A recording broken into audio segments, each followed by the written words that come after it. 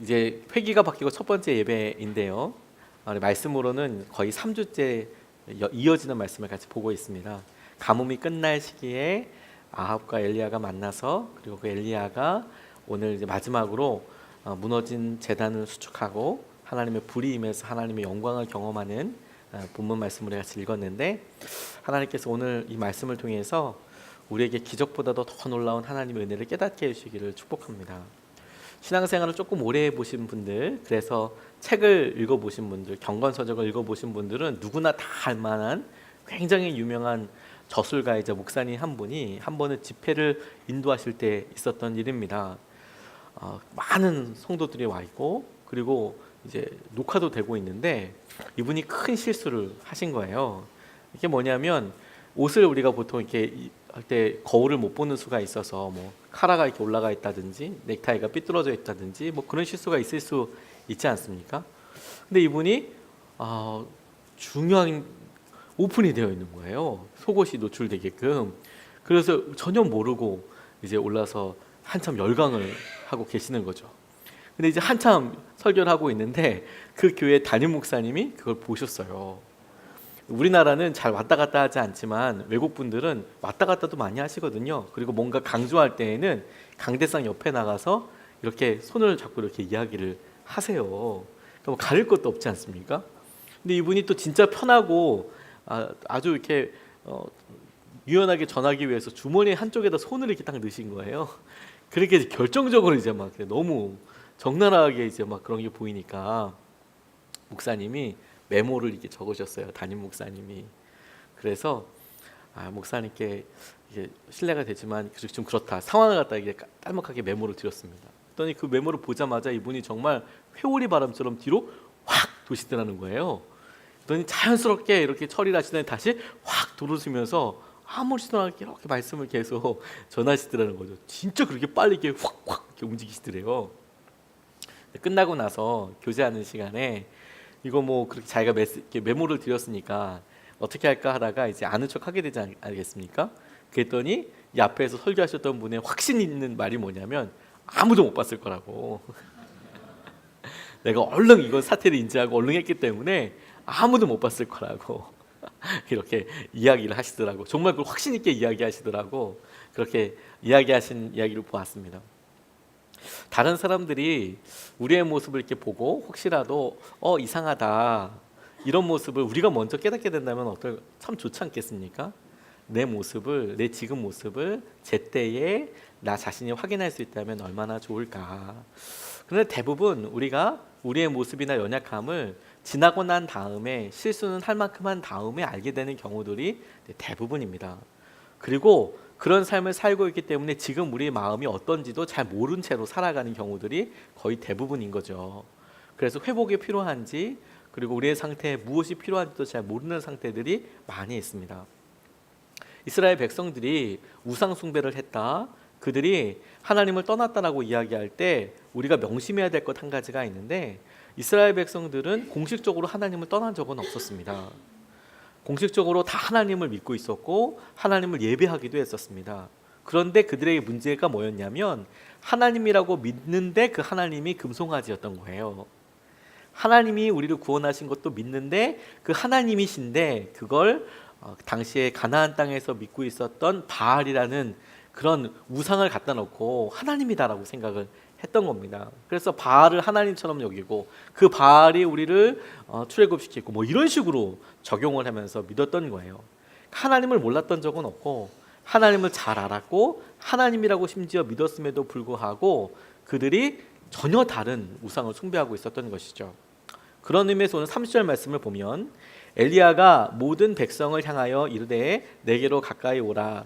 백성이 다 그에게 가까이 가서 그가 무너진 여호와의 제단을 수축하되, 이렇게 나와 있는 장면을 보면 이스라엘 백성들이 단 한 번도 하나님을 떠나지 않았지만, 그러나 그들의 삶에서 예배하는 것 같고 하나님을 계속해서 찾는 것 같았지만 어느 순간에 여호와의 제단이 무너져 있는 것이죠.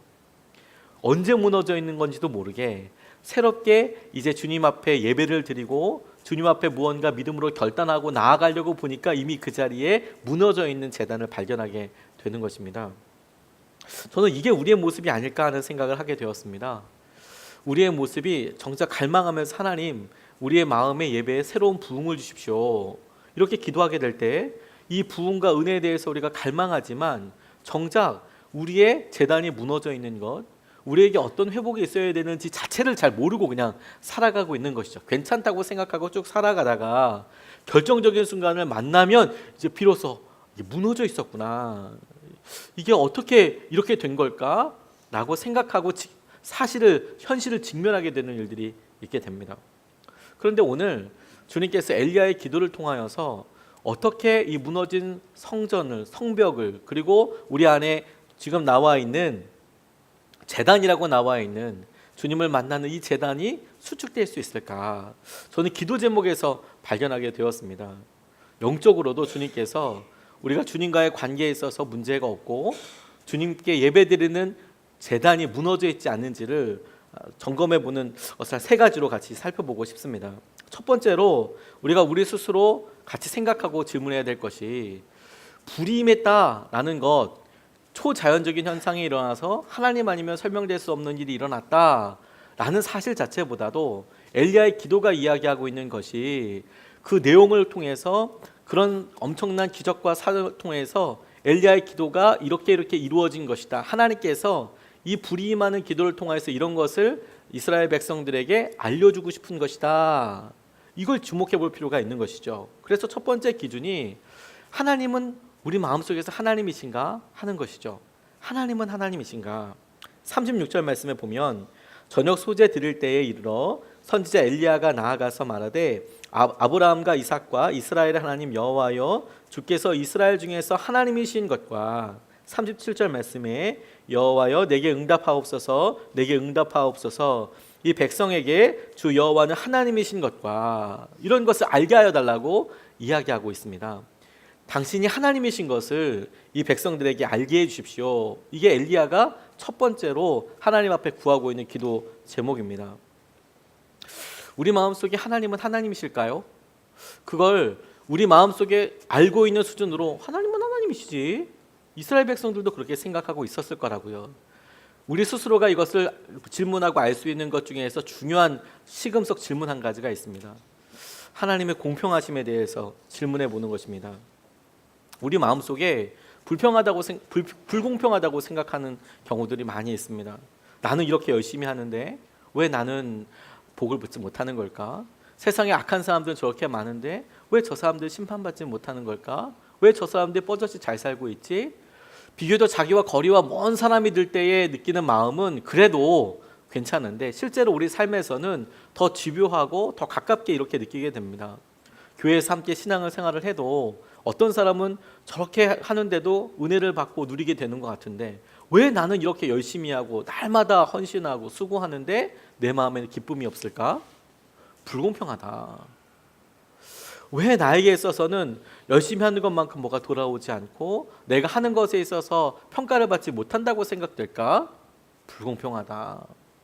하나님께서 내게 주신 것들에 대해서 우리가 우리 스스로의 기준과 생각으로 평가하고, 그리고 그것에 대해서 우리가 마음의 잣대를 내서 불공평하다고 생각을 하는 경우들이 있는 것이죠. 그런데 여러분, 우리가 하나님을 우리 생각에서 이해할 수 있고 하나님의 기준이 내 기준과 똑같아야 된다고 생각을 하고, 내가 정해놓은 기준대로 이만큼 하면 하나님도 인정해 주셔야만 해, 혹은 하나님께서 이렇게 하면 이렇게 역사해 주셔야만 해 라고 우리 스스로가 생각하고 규정해 놓은 것들이 사실은 하나님께서 우리에게 하나님 아니신 증거가 되는 것입니다. 하나님이 하나님이시라면 그분은 정말 전능하시고 우리 가운데 무엇이든 하실 수 있으시고, 그분께서 하실 것에 대해서 우리가 인정하고 주님 앞에 마음을 드리는 것이 우리가 하나님 앞에 있어야 될 진짜 모습일 텐데, 근데 대부분은 자기 마음속에서 그렇게 하나님을 인정하지 못하는 것이죠. 그래서 내가 예배 드려줘야 하고 내가 뭔가 해야 하는 그런 대상으로 생각하는 경우들이 많이 있습니다. 저는 오히려 하나님께서 하나님이신 것이 우리에게 얼마나 큰 자랑이고 능력이고 축복인지 모르겠다고 싶습니다. 안타까운 여러 일들을 경험하게 될 때, 그리고 도무지 알 수 없는 고난에 대해서 설명해야만 될 때, 근데 그때마다 제 지혜를 생각해보고 이걸 대답해 줄 수 없는 것이 너무너무 안타까울 때가 많이 있습니다.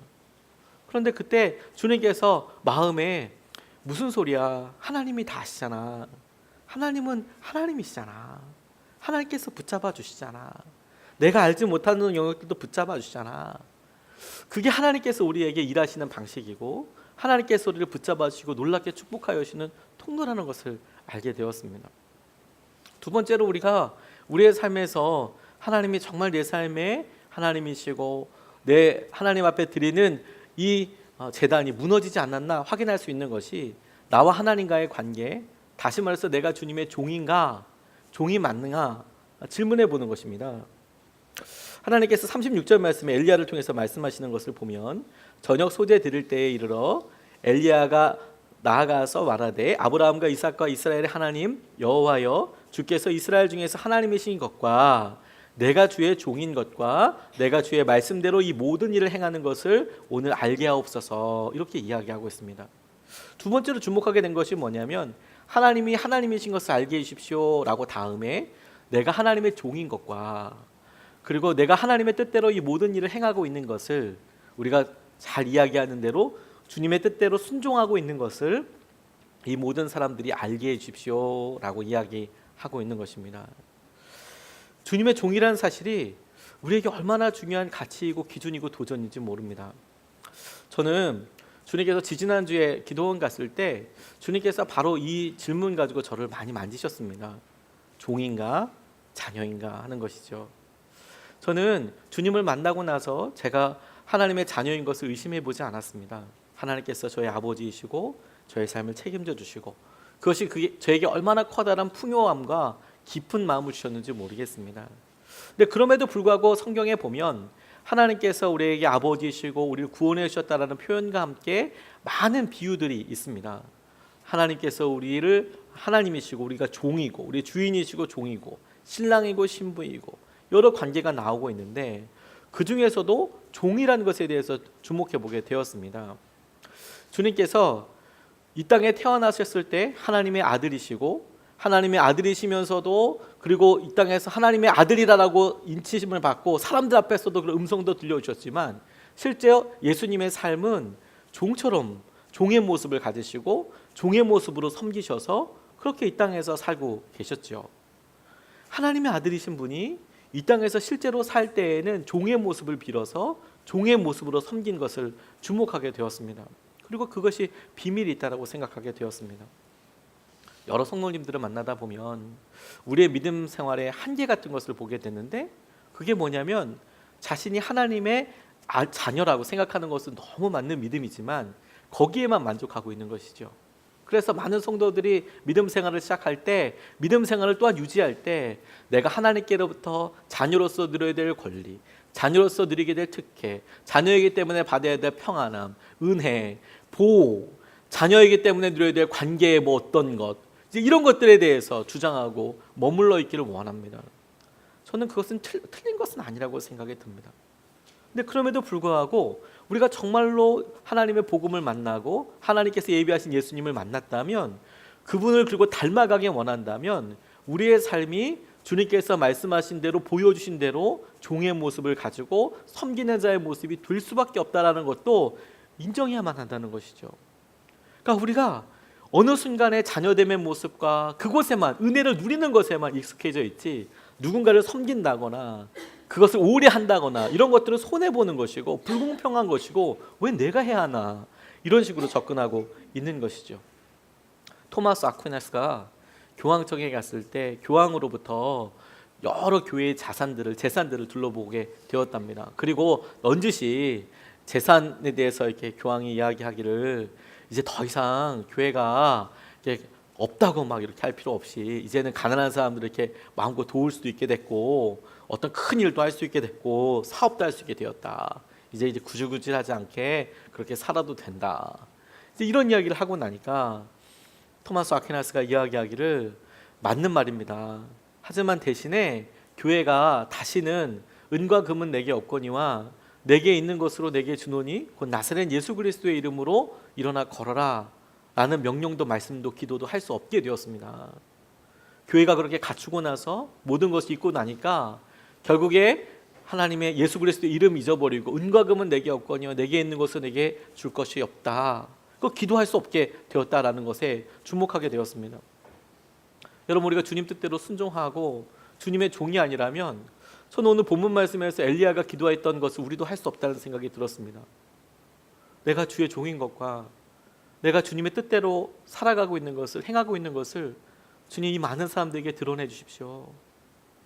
내가 주님의 종이기 때문에 주님께서 나를 쓰고 계신 것과 내가 주님의 종이기 때문에 주님께서 나를 인도해 주시는 것을 하나님 내 삶 가운데 드러내 주십시오. 종에게 사명을 주시고 명령을 주시고 그 뜻대로 살아가게 하는 데 있어서 주님의 종이 아닌 사람은 그것을 도무지 알 수도 없고 상상할 수도 없는 것이죠.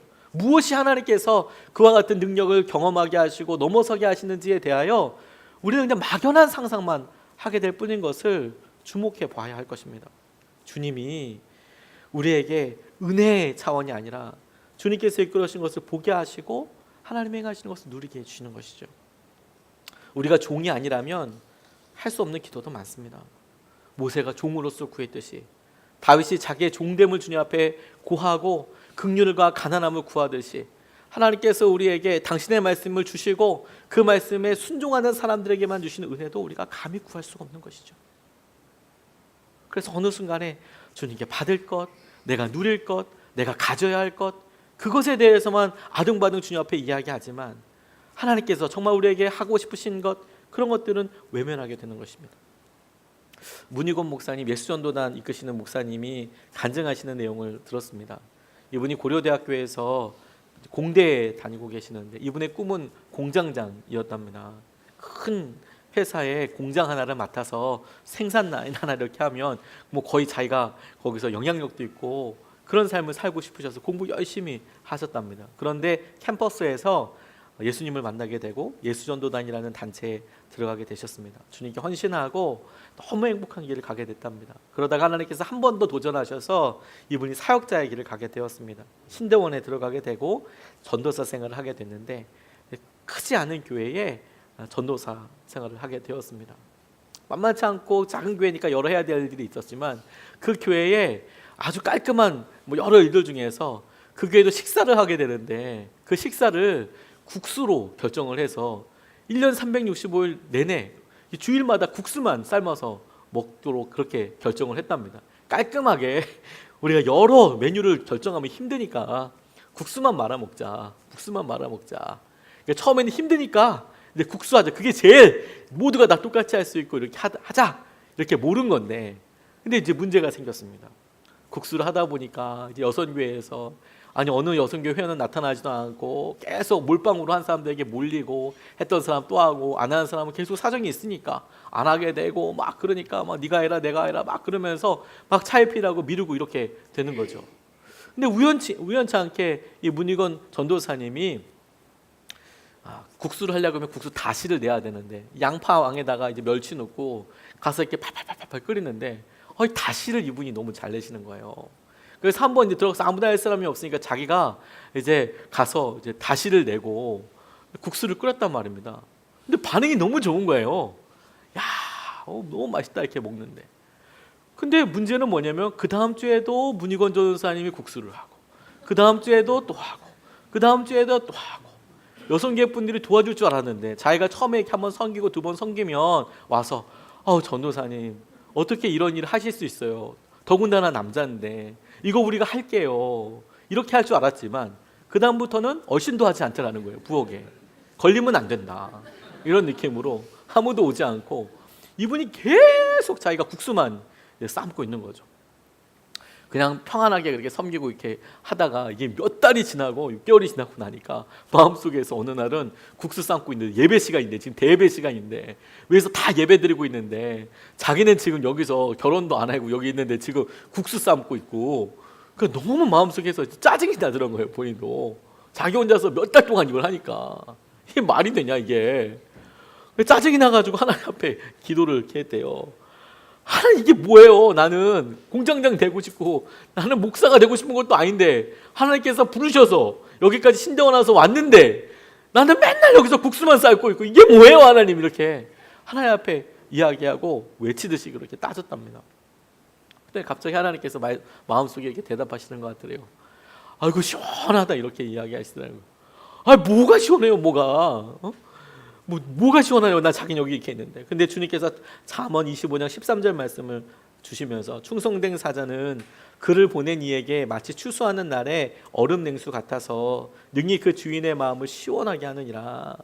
희곤아 네가 그 자리에 있는 게 네가 있고 싶어서 있는 게 아니라며.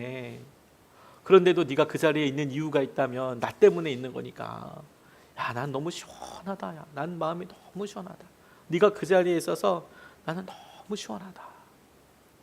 그렇게 말씀하시더라는 것이죠.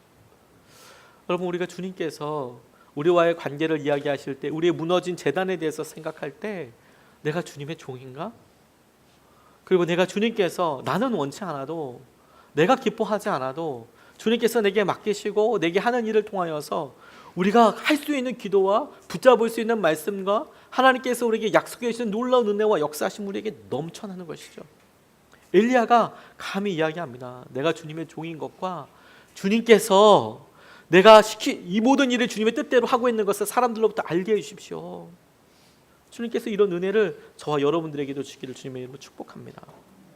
마지막으로 주님께서 주님과의 관계를 놓고 우리의 마음의 재단이 무너졌는지 무너지지 않았는지 확인할 수 있는 방법으로 마음을 되돌리는 것에 대해서 질문하게 하십니다. 37절 말씀에 보면 여호와여 내가 응답하옵소서 내게 응답하옵소서 이 백성에게 주 여호와는 하나님이신 것과 주는 그들의 마음을 되돌이키심을 알게 하옵소서. 엘리야가 하나님이신 것을 알게 하시고 하나님 내가 하나님의 종인 것과 하나님의 뜻대로 이 모든 일을 하는 것을 알게 하여 주시고 그리고 세 번째로 하나님께서는 저 사람들의 마음을 되돌이키시는 하나님인 것을 알게 해 주십시오. 이렇게 구하고 있는 것이죠. 세 번째로 그렇게 기도했더니 불이 임했습니다. 그 말은 하나님께서 불이 임하셔서 내가 그런 하나님이다 라고 말씀하고 계시는 것이죠. 그렇다 내가 너희들 마음을 되돌이키는 하나님이다. 그렇다 내가 너희들을 종으로 생각하고 너희들의 주인이다. 내가 하나님이다 라는 것을 불로써 보여주시는 것인데 하나님은 이것이 분명히 이스라엘 백성들에게 알게 해주시는 것이거든요. 근데 여러분 주님께서 유독 마음을 생각하고 계시는 것을 붙잡게 되었습니다. 주님께서 마음을 붙잡고 되돌리기를 원하신다. 주님께서 우리의 무너져버린 이 재단을 보시면서 이것을 회복할 수 있는 방법이 마음을 되돌이키고 주님 앞에 나아가고 그 마음 붙잡는 거라고 말씀하고 계시는 것이죠. 지난 금요일에 참 귀한 전도사님이 오셔서 말씀 전해 주셨습니다. 저희 교회에서 함께 기도하고 있는 송사시온교회 조승희 전도사님이 오셔서 말씀을 전해 주셨습니다. 젊으신 분인데 하나님께서 참 귀하게 그리고 진실하게 목회하고 계시는 것에 참 큰 도전을 받았습니다. 이분이 열심히 사역하고 있다가 지방의 전라남도의 영광 바로 밑에 있는 한평이라는 곳에 목회 자리가 나서 이제 가게 됐는데 그 한 주 마지막 휴가를 저희 교회에서 예배드리고 하셨어요. 저는 교제하는데 제가 딱 한 가지만 도전했습니다. 새벽기도 열심히 해라. 가서 새벽기도 열심히 하고 하나님께서 하시는 우리 끝까지 봐라. 그렇게 도전했는데 진짜 그렇게 도전을 받으셨나 봐요. 그래서 가자마자 새벽기도 하겠다고 선포하시고 새벽기도 하신 거예요. 근데 우리 송사시온교회에는 성도님이 5분 계셨습니다. 우리 전도사님 표현에 의하면 영감님을 잃어버린 할머니 5분께서 이렇게 나이 드신 권사님들 5분이 계신 거죠. 영감님들이 다 안 계신데요. 5분이 이렇게 예배 드리는데 아니 젊은 전도사가 와서 새벽 예배 시작한다고 하니까 그 전 목사님은 17년 동안 목회를 하셨는데 새벽 기도를 안 하셨대요. 성도가 많지 않으니까 굳이 뭐 새벽 기도 해야 되나 새벽 기도 안 하셨는데 이 전도사님이 새벽 기도 하겠다 그렇게 얘기하시니까 그 중에 정말 귀한 분 한 분이 그러면 나라도 가야지 그러고 새벽에 나오신 거예요. 권사님 한 분이 이제 아이고지야 하면서 이제 새벽에 나오시는 거죠.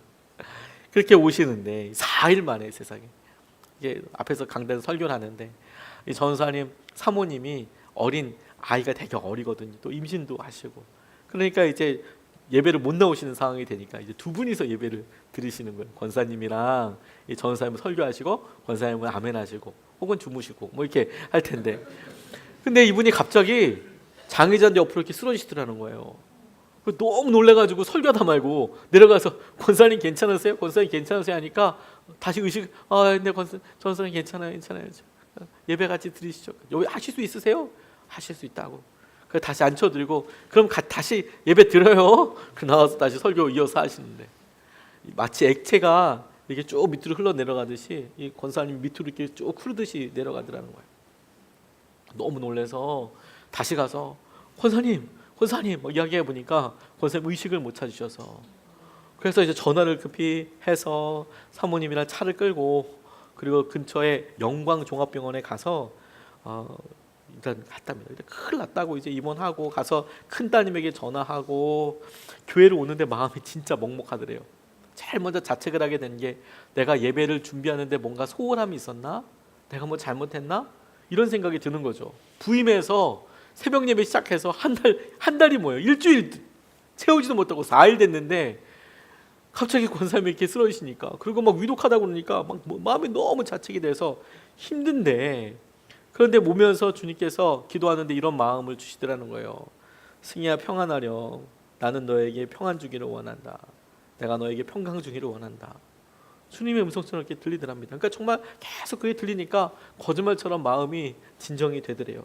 예수님께서 살려주겠다는 거구나. 그러면서도 동시에 걱정도 됐다가 예수님을 다시 의지하게 됐다가 왔다 갔다 이렇게 하다가 그래 예수님 살려주실 거야 이렇게 결단하고 넘어갔는데 토요일 날 급하게 전화가 왔답니다. 그 아드님한테 오늘이 병원에서 권사님 어머니 고비라고 하신다. 임종예배 와서 드려달라. 이제 마지막 끝이라고 이제 얘기가 오니까 이 전도사님이 진짜 피가 마르지 않겠습니까? 그 사람이 어떻게 하나요? 이거 어떻게 하나요? 그랬더니 승희야 너 나만 보길 원한다. 내가 너 평강 주길 원한다. 평안하렴. 그게 마치 하늘에서 내려온 생명줄 같았답니다. 그래서 가니까 큰 아드님과 따님 세 분이 다 와 계신 거예요. 이제 권사님 하나님 나라 가신다고. 근데 거기 있으니까 이 전도사님이 가셔서 30대 초반 전도사님이에요. 이분도 손잡고 간절히 기도했대요. 하나님, 권사님 생명을 연장시켜 주십시오. 주님 저한테 주님과 동행하라고 말씀하셨는데 우리가 함께 주님과 동행하는 삶을 살게 해주십시오. 우리 권사님도 함께 주님과 동행하는 삶을 살게 해주십시오. 평강을 주십시오. 그래서 간절히 기도해드렸대요. 근데 그날을 넘으시고 매일 찾아가서 똑같은 기도를 했답니다. 하나님 살려주십시오. 하나님 살려주십시오. 평강하여 주십시오. 평강하여 주십시오. 근데 그 이야기를 이렇게 많이 들으면서 말씀을 묵상하는데 주님께서 그렇지 어려움은 항상 우리 가운데 있고 그리고 갑작스럽게 찾아오는 여러 낙담거리들이 너무너무 많죠. 근데 그럼에도 불구하고 하나님께서 우리에게 분명히 말씀을 주시고 우리의 마음을 되돌이키시는 분이시더라고요. 그게 주님께 우리의 무너진 재단을 다시 수축하고 주님께서 우리의 삶을 다시 이끄실 때에 하늘에서 불이 떨어지는 것보다 더 놀라운 능력이고 변화라는 것을 우리가 인정하고 주목해야 한다는 것이죠. 왜냐하면 주님께서 불을 떨어뜨려서라도 이스라엘 백성들에게 알려주고 싶은 것이 뭐냐면 너희들 마음을 되돌이키는 분인 것을 네가 알기를 원한다. 그걸 말씀하고 계시니까요. 한 번은 암 진단받고 전화를 한번 받게 되었습니다. 암 진단 오늘 받았는데 큰 병원에서 확진을 받으신 거예요. 근데 전화하시는데 막 웃으세요. 이럴 경우에 진짜 마음이 두렵습니다. 간절히 기도하게 됩니다. 왜냐하면 아프신데 이거 어떻게 말씀드려야 되나. 그래서 오실 때까지 지금 기도받으러 오신다고 저기 있냐고 물어보셔서 오시라고 이렇게 얘기하는데 계속 간절히 기도하면서 기다렸어요. 하나님 지혜를 주십시오. 하나님 위로를 주십시오. 말씀에 은혜를 주십시오. 이렇게 계속 고백하게 되는데 오셨어요. 오셔서 이야기하시는 거 보니까 뭐 이게 우스 상황이 아닌 겁니다.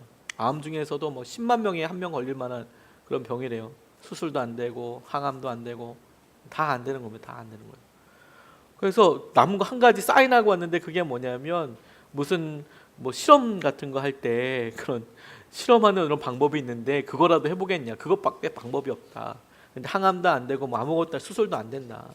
그러니까 그거라도 해볼 거냐. 근데 그거라도 하겠다. 이렇게 하고 왔답니다. 의사가 방법이 없다고 이야기하니까 이분이 얼마나 마음이 절망되시겠습니까? 근데 그런 이야기를 하는데 제게는 하나님 방법이 없다고 하니까 이제 하나님만 방법이 되겠네요. 이렇게 말씀드렸어요. 하나님만 방법이 되시겠네요. 그러면 하나님만 하실 수 있는 얘기네요. 그래서 주님께서 제게 즐겨 묵상하고 약속해 주셨던 말씀 한 구절을 읽어드렸어요. 예레미야 31장 33절 말씀에 그러나 그날 후에 내가 이스라엘 집과 맺을 언약은 이러하니 곧 내가 나의 법을 그들의 속에 두며 그들의 마음에 기록하여 나는 그들의 하나님이 되고 그들은 내 백성이 될 것이라. 여호와의 말씀이니라. 주님께서 영원한 말씀을 주시는데 그것을 우리의 마음에 주신다고 말씀하시고 마음에 기록하시겠다고 말씀하고 계세요. 근데 제게 그 말씀을 제게 찾아오신 이 집사님에게 드려야겠다는 생각이 들었습니다. 왜냐하면 순간순간 두려움이 훅훅 들어오거든요. 평안하다가 내가 이거 살 수 있을까? 내가 얼마나 살 수 있을까? 내게 치료법이 있을까? 내가 누구를 만나야 할까? 자녀들은 괜찮을까? 이런 이야기들을 계속 해야 하는데 얼마나 힘들겠습니까, 마음이. 그러니까 평안하다가 평안한 것이 중심이 아니라 갑자기 뚝뚝 떨어질 때는 어떻게 해야 되나. 그런데 우리 마음을 이 말씀을 통해서 주목해 보라고 했습니다. 우리가 결심하면 얼마나 갈까요? 별로 오래 가지 않습니다. 3일 간다 그러면 대단히 많이 가는 거죠. 어쩔 때는 결심하고 그냥 뒤돌아서면 잊어버리는 경우도 있지 않습니까? 다이어트 한다고 5만 번도 결정하지만 5만 한 번씩 계속 실패하는 거 아니겠습니까? 계속 늘어가는 거죠. 기록을 날마다 갱신하는 거죠. 한 번 더 결단하고 안 되고 결단하고 안 되고. 우리가 뭔가 결단해도 끊어보겠다, 해보겠다, 더 해보겠다, 그 마음대로 되지 않습니다. 근데 하나님께서 영원한 말씀을 그렇게 쉽게 망가지고 쉽게 변한 그 마음에 주시겠다고 하면 그러면 영원하신 것이 영원하지 않게 되는 거 아니겠습니까? 우리에게 남아있지 않으면 영원하지 않은 셈이 되는 거 아닙니까? 근데 주님께서 제게 깨닫게 해주신 것이 그럼에도 불구하고 영원한 하나님의 약속이 우리 가운데 영원할 수 있는 방법이 한 가지 있다는 것을 알게 해주셨습니다.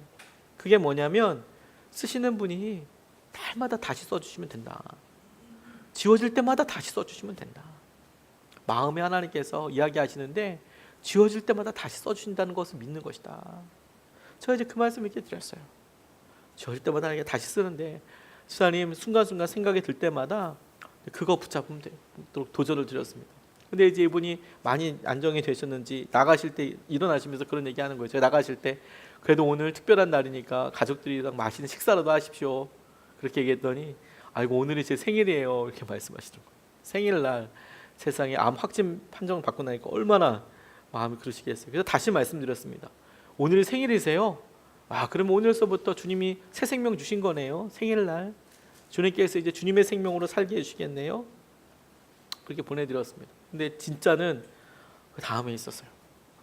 제가 그분 놓고 간절히 기도하는데 헌금 봉투가 이제 이렇게 올랐습니다. 헌금 기도 제목이 이렇게 져지는 거예요. 다음에 그 기도 제목에 하나님 제 마음에 계속해서 말씀을 쓰실 것을 믿습니다. 하나님 제 마음에 말씀을 쓰실 것을 믿습니다. 제가 그 기도 제목 보고 얼마나 마음에 뭉클하게 기도했는지 모릅니다. 하나님께서 우리에게 끊임없이 쓰시고 도전하시고 이끄시는 분이시. 주님께서 나는 너희들의 마음을 되돌리는 하나님이다. 그것을 알게 되기를 원한다 라고 말씀하실 때에 그 의도와 목적은 주님께서 우리를 분명히 붙잡게 하시고 주님께서 행하시는 것 가운데 우리가 반응할 수 있도록 말씀하시는 것이죠.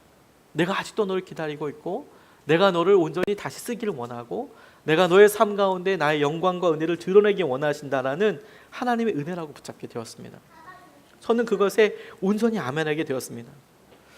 우리의 마음이 여러분 어렵고 힘든 가운데도 변하지 않고 주님께 행하시는 것을 붙잡고 있다면 요즘에 하나님께서 그렇게 하시는 일들과 역사하신 가운데 가장 놀라운 일이 될 것입니다. 만약에 21세기에 저는 주님이 지금도 하늘에서 불을 내리게 하시고 그렇게 역사하실 것에 대해서 믿지만 그럼에도 불구하고 그보다 더 놀라운 하나님의 목적이 이루어지는 것을 보고 결과를 놓고 보면 우리가 아무리 힘들고 어려워도 하나님을 하나님이시라고 믿고 나아가는 것을 보면 사람들에게는 그것이 하나님께로부터 불이 임한 것처럼 보일 거예요. 하나님이시지. 하나님이 하나님이셔서 이거 해결하실 수 있지. 그런 믿음으로 나아가는 것을 보고 사람들은 그게 불이 임하는 것보다 더 놀랍다고 생각할 거예요. 우리가 아무리 힘들고 어려워도 하나님, 내가 하나님의 종이지. 하나님께서 말씀하시니 난 순종하지. 그 순종에서 하나님께서 하시는 것을 내가 온전히 이끌어드리지. 순종해드리지. 그럴 때마다 사람들은 그런 사람들을 발견할 때마다 하나님이 하늘에서 불이 임하는 것보다 더 놀라운 은혜와 충격을 경험하게 되죠. 하나님이 하시는 거구나. 저거 하나님께서 말씀하시는 거구나. 우리의 믿음이 너무 흔들리고 계속해서 무너지지만 어떻게 저런 삶에서도 하나님께 마음을 되돌려서 하나님을 바라볼 수 있을까? 그런 마음의 변화와 고백이 여러 사람들에게는 하나님께서 이 세상에 불을 내리시는 것보다 더 놀라운 증거고, 하나님께서 우리 가운데 역사하시는 능력이 되게 해주시는 것이죠. 오늘 우리가 우리의 삶에 당신의 방법과 은혜로 역사하실 주님을 그런 놀라운 충만한 그 은혜로 보게 되게 하실 줄로 믿습니다. 주님께서 여전히 우리 가운데 당신의 제자들을 부르시고 당신의 은혜를 데리기 원하시고 그 은혜와 역사하심 가운데 우리를 살리시고 붙잡아 주시는 분이신 것을 우리가 믿습니다. 오늘 말씀을 이렇게 마무리하면서 두 분의 간증자를 모시려고 합니다. 한 학기 동안 하나님을 경험하는 삶이라는 교재를 가지고 우리가 같이 제자 훈련을 했습니다. 그리고 하나님께서 놀라운 주의 은혜와 마음으로 삶을 만져주시는 것에 대해서 불이 떨어지는 그런 것들만큼 내 삶에 하나님께서 역사하시는 것, 은혜를 나누는 것, 그것을 오늘 설교를 마무리하면서 두 분의 간증과 수료식과 함께 우리가 그 수료식을 우리 자신의 수료식으로 생각하고, 그리고 오늘 간증하는 것도 우리의 간증이라고 생각하고 주님 앞에 집중하고 나아갈 수 있으면 좋겠습니다.